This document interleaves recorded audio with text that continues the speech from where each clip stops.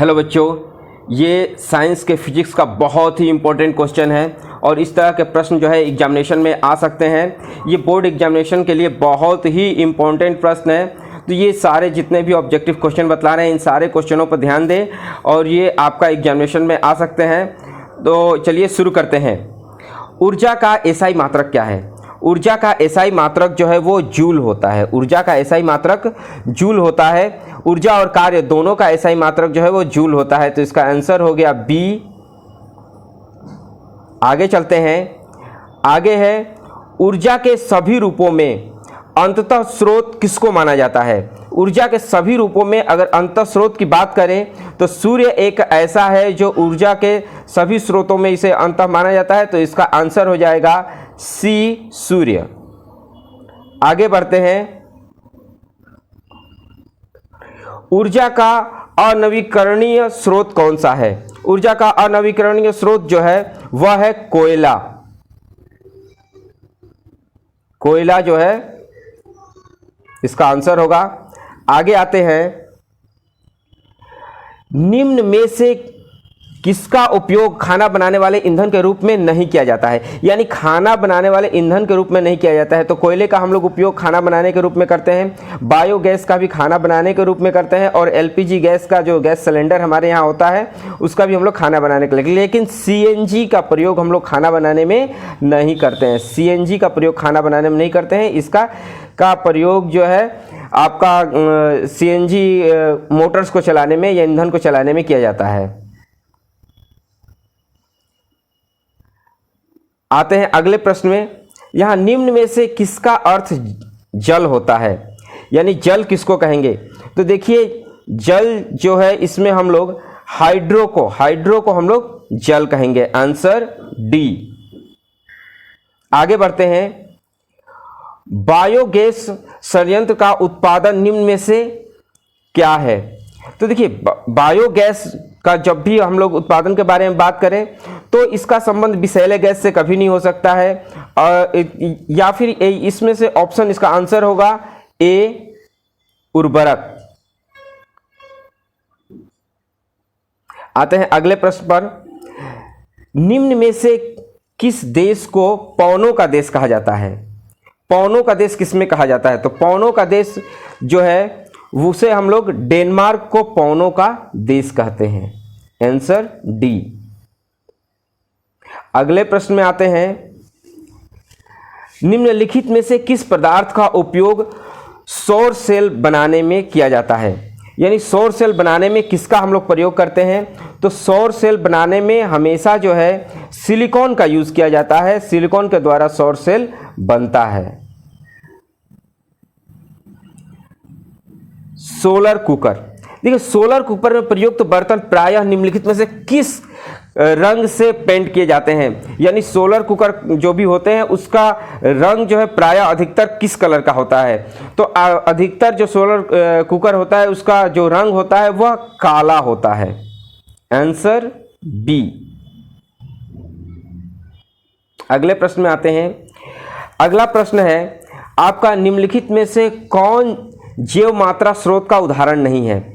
यानी किससे हम लोग, यानी देखिए यहां पर यह समझने वाली बात है कि जैव मात्रा स्रोत, यानी जैव मात्रा स्रोत तो यहां पर लकड़ी भी जैव मात्रा स्रोत में आएगा, गोबर गैस भी जैव मात्रा स्रोत में आएगा और कोयला भी आएगा, लेकिन नाभिकीय ऊर्जा नहीं आएगा।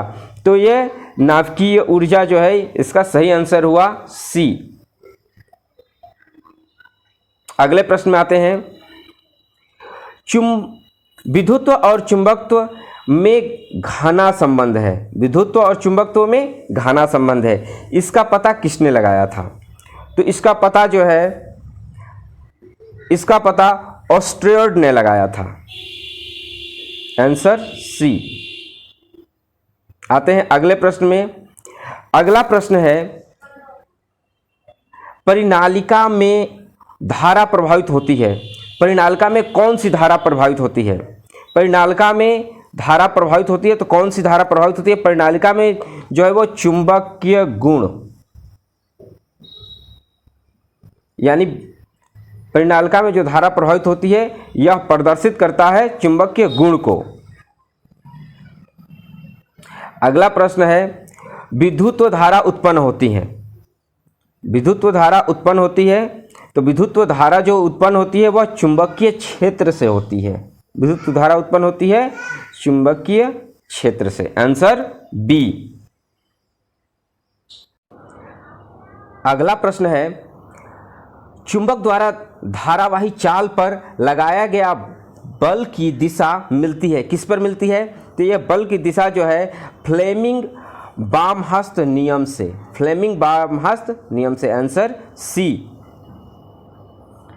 अगले प्रश्न पर आते हैं, विद्युत मोटर की क्रिया आधारित है। विद्युत मोटर की क्रिया जो है वो किस पर आधारित है? विद्युत मोटर की क्रिया आर्मेचर पर आधारित होती है, तो आर्मेचर के घूर्ण पर।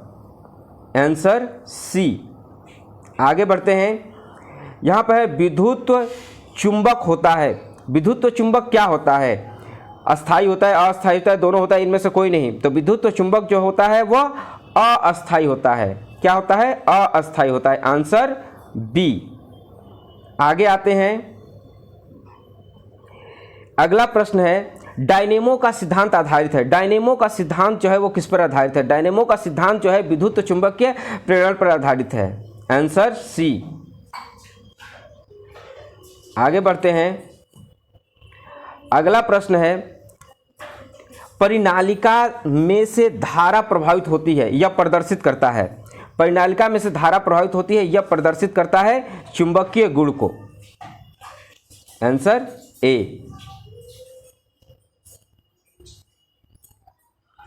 अगला प्रश्न है, किसी बंद कुंडली और चुंबक के बीच अपेक्षित गति के कारण कुंडली में से विद्युत बल उत्पन्न होता है, यह घटना कहलाता है। यह घटना क्या कहलाता है? यह घटना कहलाता है विद्युत चुंबकीय प्रेरणा। Answer A. अगले प्रश्न पर आते हैं, मनुष्य के शरीर का प्रतिरोध लगभग होता है। देखिए, मनुष्य के शरीर का अगर हम लोग प्रतिरोध के बारे में बात करें तो यह प्रतिरोध जो है 30,000 ओम होता है। यानी 30,000 ओम कहने का मतलब है आंसर सी।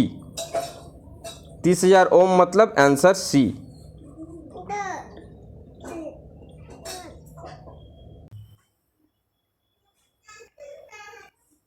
चुंबकीय क्षेत्र के प्रभाव में विद्युत्व धारा करती है। विद्युत्व धारा क्या करती है? तो चुंबकीय क्षेत्र के आधार में विद्युत्व धारा जो है यह चालक पर बल उत्पन्न करती है। क्या करती है? चालक पर बल उत्पन्न करती है। Answer C. अगले प्रश्न पर आते हैं हम लोग, विद्युत्व धारा के कारण उत्पन्न चुंबकीय क्षेत्र की दिशा क्या होती है? तो यहाँ पर चुंबक की दिशा जो है वह मैक्सवेल के दक्षिण हस्त नियम से ज्ञात किया जाता है। Answer A.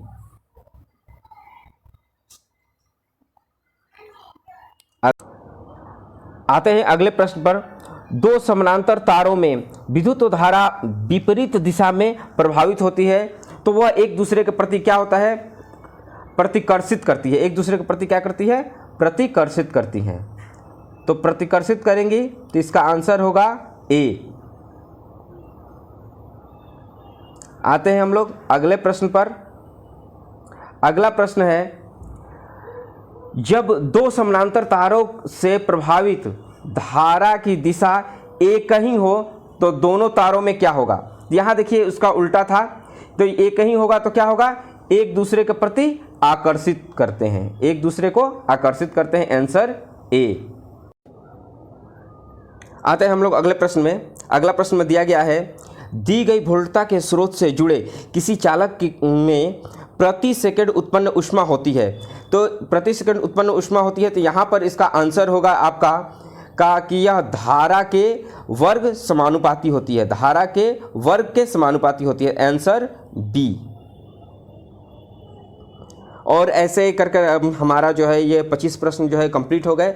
और अभी तक आपने मेरे इस चैनल को सब्सक्राइब नहीं किया है तो प्लीज़ इस चैनल को सब्सक्राइब करें, लाइक करें और कमेंट में बताएं कि आपको ये वीडियो कैसा लगा।